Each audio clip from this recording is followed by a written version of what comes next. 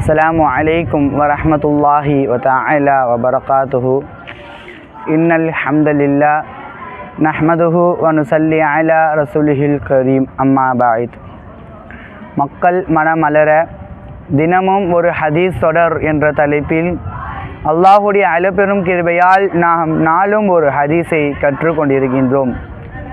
அதே சமயத்தில் போன அமர்விலும் துவாவுடைய சிறப்புகளை பற்றி பார்த்தோம்.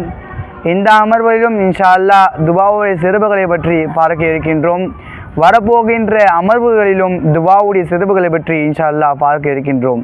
அந்த வகையில் இன்றைக்கான ஹதீஸ் عن أبي هريرة رضي الله عنه قال رسول الله صلى الله عليه وسلم إن الله يقول أنا عند ظن عبدي بي وأنا معه إذا دعاني.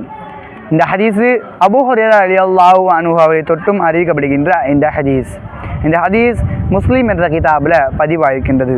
அன்பார்ந்த அல்லாஹ்வின் நல்லடியார்களே, ரசூலுல்லாஹி ஸல்லல்லாஹு அலைஹி வஸல்லம் சொல்லி காமிக்கின்றார்கள், அல்லாஹ் சொல்வதாக, ஆனால் இந்த லன்னி அப்திபி, என்னுடைய அடியான் என்னை பற்றி எவ்வாறு எண்ணுகின்றானோ அவ்வாறு நானும் அவனுடன் நடந்து கொள்கின்றேன் என்று சொன்னார்கள் ரசூலுல்லாஹி ஸல்லல்லாஹு அலைஹி வஸல்லம். அல்லாஹ்வை நாம் எப்படி எண்ணுகின்றோமோ, அல்லாஹ்வை நாம் எப்படி நினைத்து கொள்கின்றோமோ, அதே போன்று அல்லாஹ் சுப்ஹானஹு வ தஆலா நம்மிடம் நடந்து கொள்கின்றான் என்பதாக ரசூலுல்லாஹி ஸல்லல்லாஹு அலைஹி வஸல்லம் சொல்லி காமிக்கின்றார்கள். அது மட்டும் சொல்லவில்லை, வஅன மாஹு இதா தஆனி, அவன் என்னிடம் துவா செய்தால் நான் அவனுடன் இருக்கின்றேன் என்பதாக ரசூலுல்லாஹி ஸல்லல்லாஹு அலைஹி வஸல்லம் சொல்லி காமிக்கின்றார்கள். அல்லாஹ் நம்முடன் இருக்கின்றான். துவா செய்தால் நாம் துவா செய்தோமே ஆனால் அல்லாஹ் சுப்ஹானஹு வ தஆலா நம்முடனே இருக்கின்றான். நம்முடன் அல்லாஹ் இருக்கும் பொழுது வேறு ஏதாவது நமக்கு என்ன தேவையுமா? அல்லாஹ் சுப்ஹானஹு வ தஆலா நம்முடன் இருக்கின்றான். இந்த ஹதீஸை பின்பற்றக்கூடிய பாக்கியத்தை வல்ல ரஹ்மான் நம் அனைவருக்கும் தந்தது புரிவானாக.